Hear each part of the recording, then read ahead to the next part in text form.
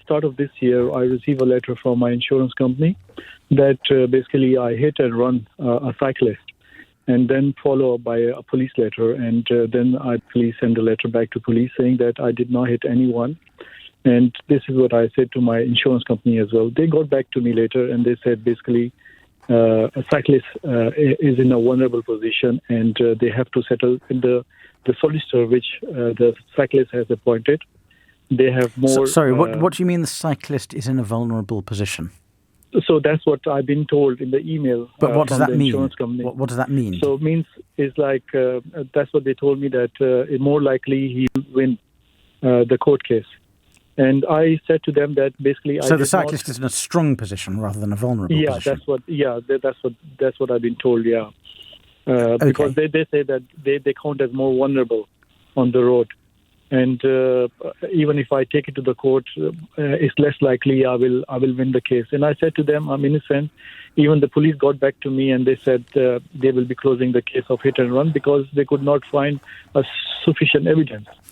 And I would like to take this case to the court. And then the insurance company got quiet for a couple of months, and then they sent me a letter said that they have settled down the case with the cyclist and they have awarded him around £4,000 or £5,000.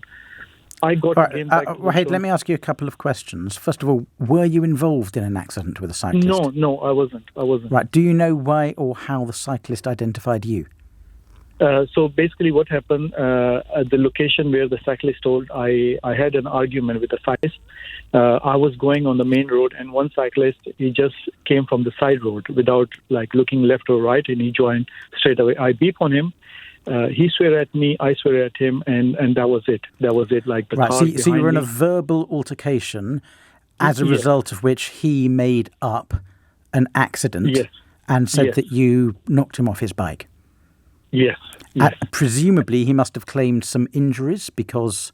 He did. Okay. Did you see any medical evidence? Because the insurance company would have had medical evidence. They did not provide me any evidence, nothing. All they said to me that... So basically, I received another letter 2 months ago, saying to me that basically they have awarded him money of 4,000 something. Yeah, and, but if the insurance company paid him money, he must have provided a medical report saying he'd had injuries. There is no way that would have happened. There's no way the insurance company would have paid out in the absence of medical evidence. So probably he did, but my insurance company were not very clear with me, so they left me in the dark most of the time. And I got back to them and I said to them from day one, I even filled up the form to go to the court, to take this case to the court, because let the judge decide if I'm guilty. Wahid, your question for me is, can I cancel my insurance company's settlement with the individual and force them to go to court and defend the claim? So basically what happened, they already settled down without my permission. Mm-hmm. Which they don't need, but carry on. So this is what I need to know, that what can I do against this insurance company, because they should consulted me before awarding any money to the cyclist. They did.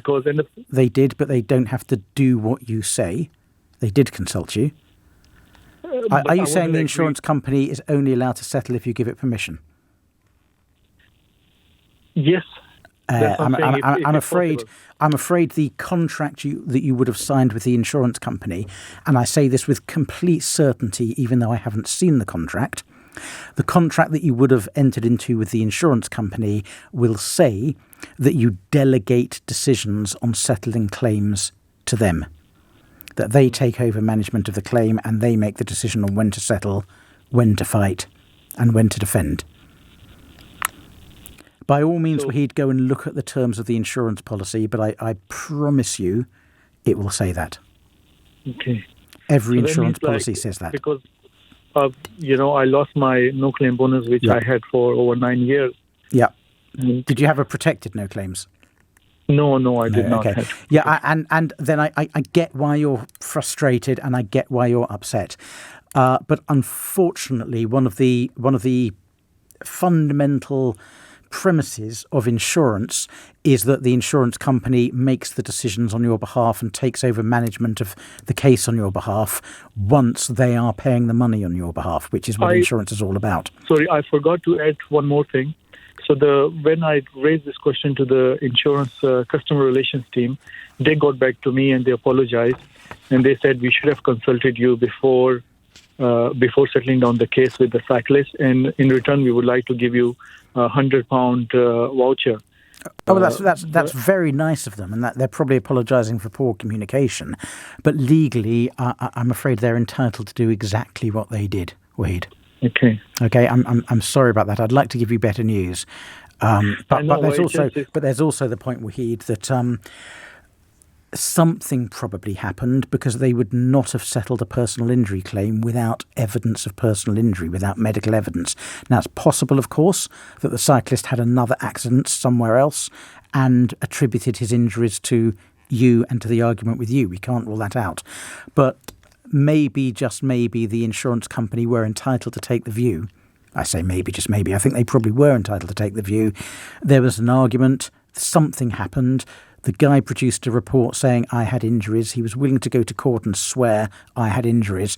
I think it's a reasonable insurance decision to settle the claim, I'm afraid, Wahid.